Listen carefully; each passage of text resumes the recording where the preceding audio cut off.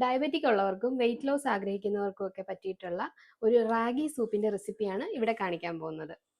ആദ്യം തന്നെ നമുക്ക് കുറച്ച് എണ്ണ ഒഴിക്കാം. വിർജിൻ കോക്കനട്ട് ഓയിൽ ആണ് ഏറ്റവും നല്ലത്. ഹെൽത്തി ആയിട്ടുള്ള ഏത് എണ്ണയും നമുക്കിതിന് വേണ്ടി എണ്ണ ചൂടായി വരുമ്പോൾ നമുക്ക് കുറച്ച് ജീരകം, ചെറിയ ജീരകം ഇട്ട് കൊടുക്കാം. ചെറിയ ജീരകം ഒന്ന് പൊട്ടി വരുമ്പോൾ അതിലേക്ക് നമുക്ക് ഇഞ്ചി, വെളുത്തുള്ളി, നമുക്ക് ഇനി അടുത്തതായിട്ട് ഇതിലേക്ക് കുറച്ച് ആവശ്യത്തിനുള്ള പച്ചമുളക് ഇട്ട് കൊടുക്കണം.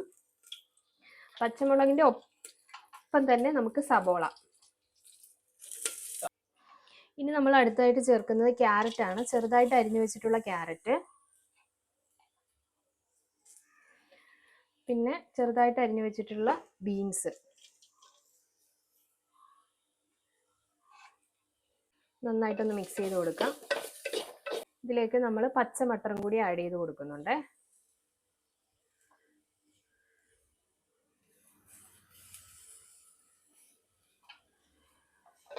ഇതിലേക്ക് നമുക്ക് ആവശ്യത്തിനുള്ള ഉപ്പിട്ട് കൊടുക്കാം. വെജിറ്റബിൾസ് ഒന്ന് വാടി വരുമ്പോൾ നമ്മൾ നേരത്തെ തന്നെ റെഡിയാക്കി വെച്ചിട്ടുള്ള റാഗി മിക്സ് ഉണ്ട്. അതായത് റാഗി പൗഡർ കുറച്ച് നേരം മുമ്പ് വെള്ളത്തിൽ മിക്സ് ചെയ്ത് വെച്ചിരിക്കുന്നതാണ്. അത് നമുക്ക് നന്നായിട്ട് കട്ട കെട്ടാതെ മിക്സ് ചെയ്ത് വെച്ചിരുന്നതാണ്. അപ്പോൾ അത് നമുക്കിതിലേക്ക് ആഡ് ചെയ്ത് കൊടുക്കാം.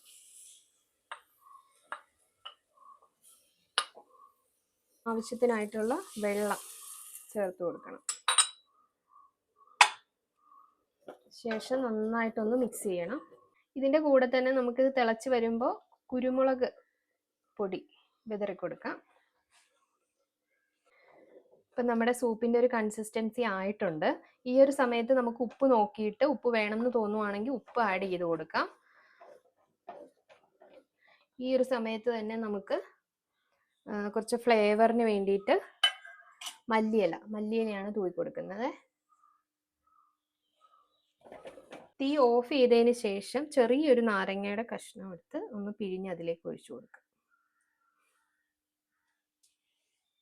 ഇപ്പം നമ്മുടെ സൂപ്പിന്റെ കൺസിസ്റ്റൻസിയിൽ എത്തിയിട്ടുണ്ട്. നമുക്ക് ഇതിനൊരു പാത്രത്തിലേക്ക് സെർവ് ചെയ്യാം.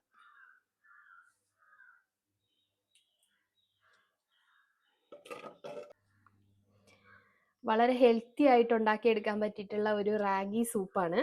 അപ്പോൾ ഇതൊന്ന് ട്രൈ ചെയ്ത് നോക്കുക. നോക്കിയിട്ട് ഇതിൻ്റെ അഭിപ്രായം കമൻ്റായിട്ട് രേഖപ്പെടുത്തുക. ഈ ചാനൽ സബ്സ്ക്രൈബ് ചെയ്യാത്തവർ സബ്സ്ക്രൈബ് ചെയ്യുക.